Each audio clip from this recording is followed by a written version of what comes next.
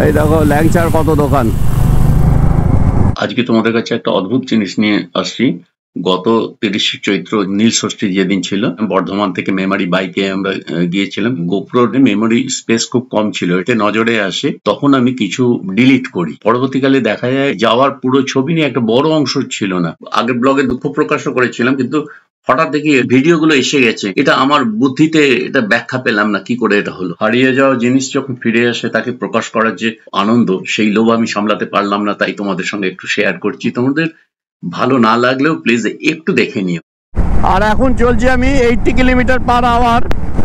আমার সাউন্ডটা কেমন আসছে, এই নতুন হেলমেটের যে মাইক সিস্টেম যেটা আছে সেটা দিয়ে গিয়ে দেখা যাবে। রয়্যাল এনফিল্ড নিয়ে ওই 100-এর মধ্যে রাখাটাই ভালো, 80 to 90 রাখাই ভালো। তা এখন তো যাচ্ছি কাছাকাছি, খুব বেশি কিলোমিটার নয়। তা তোমাদের গিয়ে দেখাচ্ছি। সেখানে গাজন উৎসবে আমরা যাচ্ছি। মেমারির যে সোমেশ্বর মন্দির আছে তাদেরই সেবাই হচ্ছে এই সরকার ফ্যামিলি। সেই এদের কাছে যে রূপোর যে সোমেশ্বর থাকে, আজ সোমেশ্বর যে লিঙ্গ থাকে সেটাকে কভার আপ করা হয়। তা সেইটাই তোমাদের গিয়ে দেখানোর চেষ্টা করব। ভিড় হবে ওখানে, তবু এদের যেহেতু বাড়ির ব্যাপার সেহেতু নিশ্চয়ই ছবি তোলা যাবে। সকালের রোদ, এখন বাজে 7:54। আমরা অলরেডি বাড়ি থেকে প্রায় 15 কিলোমিটার চলে এসেছি। আর বেশি দূর নেই, প্রায় 10 কিলোমিটারের মতো।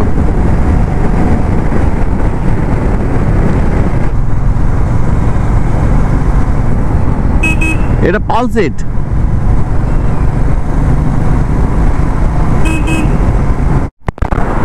এইদিকে নিমো রসুলপুর, নিমো মেমারি, আর ডান দিকে এই যে দুর্গাপুর এক্সপ্রেস হয়ে চলে গেল কলকাতার দিকে, ডানকুনির দিকে।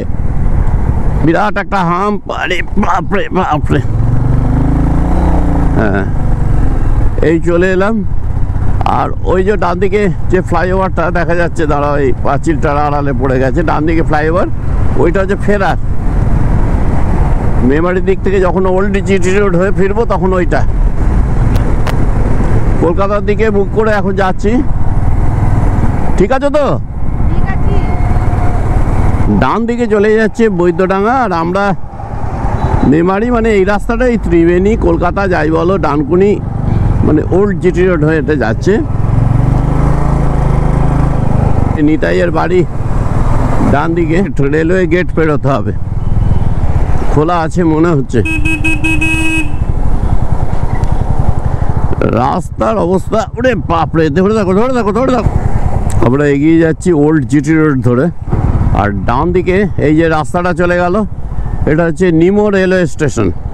বর্ধমানের পরে গাংপুর, তারপর শক্তিগড়, পালসেট, রসুলপুর, নিমো রেলওয়ে স্টেশন। আর এই নিমোর পরে রেলওয়ে স্টেশন যেটা আসছে মেমারি। ডান দিকে জিটি রোড চলে গেল, আমরা মেমারি মিউনিসিপ্যালিটির পাশ দিয়ে ঢুকে গেলাম মেমারি। সামনের বাসটাও যাচ্ছে এখানে, একটু এগিয়ে ও বাঁ দিকে ঢুকে যাবে। বাঁ দিকে হচ্ছে বাস স্ট্যান্ড, সোজা এগিয়ে যাবো। বাঁ দিকে ঢুকে গেল, এটা বাস স্ট্যান্ড মেমারি। এখনও সব দোকান খোলেনি, কিছু খুলেছে, তাই ভিড়টা অত বোঝা যাচ্ছে না। এই রাস্তাটায় প্রচণ্ড ভিড় হয়ে থাকে। আর একটা জিনিস দেখাই, ওই সামনে একটা নিম গাছ দেখা যাচ্ছে অনেক দূরে, ওই ঠিক সোজা, ওইটাকে নিমতলা বলে। নিমতলায় এখানে একটা বড় দোকান ছিল সাইকেলের। মেমারি স্টেশন ডান দিকে, এই বাঁ দিকের গলিটা এটা হচ্ছে সমস্যাতলার যাওয়ার গলি, কিন্তু এইটাই আমি গলি দিয়ে না গিয়ে সামনে দিয়ে যাব। কি হলো, দেরি দেখে আমি একটু গিয়েছিলাম। এই ডান দিকে এটা রেলগেট, ওই রেলগেট পেরিয়ে আবার চকদিঘি মোড় হয়ে ওই ওল্ড জিটি রোডে উঠছে। এই জায়গাটা একদম সেই পুরনোই রয়ে গেছে, প্রচুর বাজার সবজি। মেমারি পুরনো বাজারে ঢুকতে হবে আমাদের, ভেতর দিয়ে যেতে হবে। বাঁ দিকে সোমেশ্বর তলা, এই ডান দিকে কাকা, হ্যাঁ হ্যাঁ হ্যাঁ, কাকিমা আছে তো? ঠিক আছে। দুপাশে বাজার বসে, কিন্তু খুব পরিষ্কার পরিচ্ছন্ন রাস্তা রাখে, সন্ধ্যেবেলায় একদম ঝাড় দিয়ে ক্লিয়ার করে দেয়। মেমারি বাজারের ভেতর দিয়ে দুর্গা পুজো হয় এখানে। এই বাজারের পর এই হচ্ছে গেট।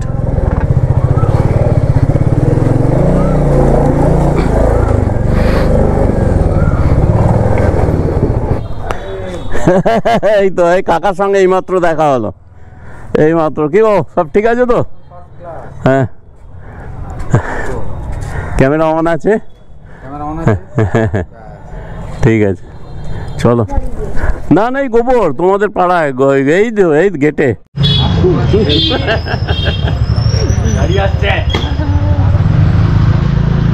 সরকার বাড়ির ছেলে মেয়ে, বৌমা, বউ সবাই এক এক করে আসছেন পুজো দিতে।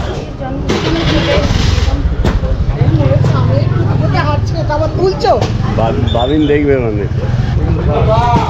সোমেশ্বরনাথের মন্দিরে আমরা এসে গেছি, মানে সোমেশ্বর তলায়। এই বট গাছের তলায় প্রদীপ জ্বালানো হচ্ছে। আর এই যে ছোট্ট একটা দরজা, এটা কিন্তু পরিবারে যাওয়ার জন্য। আর এই একটা লাইন দেখা যাচ্ছে, দুটো দরজা, এইখান দিয়ে পরিবারের মানুষরা ঢুকবেন। আর এই যে ডান দিকে যেটা দেখা যাচ্ছে, পুণ্যার্থী পুজো দেবেন ওখানে। পাড়ার মা বোনেরা সবাই দর্শন করছেন, পুজো দেবেন নীল ষষ্ঠীর। সোমেশ্বরনাথের কাছে লাইনে দাঁড়িয়েছেন। আর এই যে নন্দী, আমি বাইরে আছি, ঋষি কিন্তু তুলছে ছবিটা। যাই হোক, এটা ভেতরটা যে ছবি, এটা ঋষির তোলা। ভেতরের এখন যে ভিডিও দেখেছো, ওকে আমি পাঠিয়ে দিয়েছি। ছোট্ট মানুষ ভেতরে ঢুকে পড়ে সুন্দরভাবে ছবিটা কেমন তুলে এনেছে, দেখো।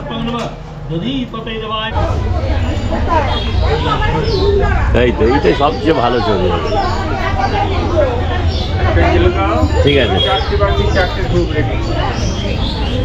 কোন ইয়েতে চ্যানেলে দেখবো? এরপর আর কোথায় ধরি আমি? একটু ধরো, আমি তো দিয়ে আসি। ঋষি চটিটা পাইছিস? একটু আছে দিয়ে দাও। জানিও রূপে ইয়ে 9 নম্বরে চ্যানেল 9। না হবে না, একবার এসো। কাকেটা ঠিকই ডাকছে, ওকেই ডাকছে।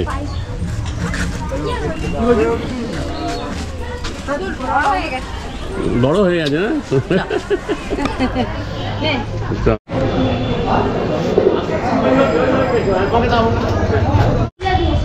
এইটাতে কি রাখো?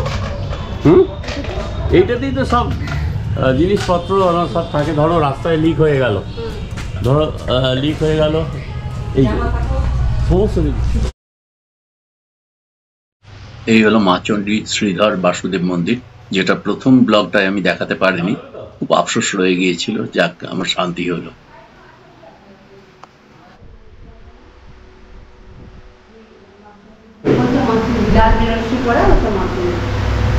মাচণ্ডী এটা অনেক ওয়াইড আছে। এই আর কাঁঠালটা নিলে না? নিচ্ছি। এই যে প্রাচীনতা লুকিয়ে আছে এই বাড়ির মধ্যে, প্রত্যেকটা দেয়ালের মধ্যে কত ইতিহাস। দেখো, কত বছর আগে, 400 বছরের ওপর বাড়ি। আর সে বাড়ির দু একজনের ঐকান্তিক প্রচেষ্টায় ছোট ছোট করে হয়তো কোনো রিনোভেশন হচ্ছে, কিন্তু এইভাবে খুব একটা ফলপ্রসূ হবে না। কমপ্লিট আরো বড় করে এটা রিনোভেশন হওয়া দরকার। প্রয়াত পরমানন্দ সরকার, প্রয়াত শিবচন্দ্র সরকার, কাউকে আমি দেখিনি, কিন্তু দেখা হয়েছিল প্রয়াত মীনা পানি সরকার, যিনি আমাকে প্রচন্ড স্নেহ করতেন এই বাড়িতে। আজও এই এদিকে ঘুরি, যেদিকেই যাই তার কথা মনে পড়ে যায়। এখন এই ধাঁ চকচকে এরকম বাড়ি হয়েছে এই চৌহদ্দির মধ্যে, ভাই ভাই, কিন্তু ওই যে পুরনো বাড়িটা অনেক স্মৃতি নিয়ে চলছে। নার্সিংহোমে অত ভালো ডাক্তার বন্ধ। মাননীয় দেবপ্রসাদ সরকার, তিনি মেমারির একজন কবি। বিভিন্ন পত্রিকায় তার লেখালেখি আছে। মেমারির ইতিহাস সম্পর্কে একটি বইও তিনি লিখেছেন। গোটা দেয়াল জুড়ে তার নাতনি এথেনার ছবি, ছেলের ছবি, বৌমার ছবি। তারা থাকে ব্যাঙ্গালোরে। ঠিক 54.1 কিলোমিটার, 9টা 42, ওই 40ই হয়েছে ধরো। চলে এলাম বাড়িতে, ঢুকে গেলাম। 30 চৈত্রের রাত্রির ভিডিও এবং 31 চৈত্র সরকারদের দুর্গা মন্দির ডিটেলস, যেটা আগের ব্লগই আছে, এই অংশটুকু অ্যাকচুয়ালি মিস হয়ে গিয়েছিল মেমোরি কার্ড থেকে, সেইটা যখন পাওয়া গেল তাই তোমাদের কাছে উপস্থাপিত করলাম। যদি ভিডিওটা ভালো লাগে তাহলে লাইক কমেন্টস তো দেবে, যারা নতুন তারা একটু সাবস্ক্রাইব করে দিও।